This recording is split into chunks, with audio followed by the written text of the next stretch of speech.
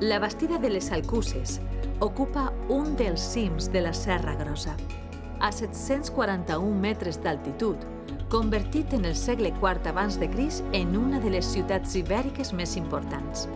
Les excavacions arqueològiques començaren entre els anys 1928 i 1931 i avui en dia tan sols han descobert un terç de la ciutat.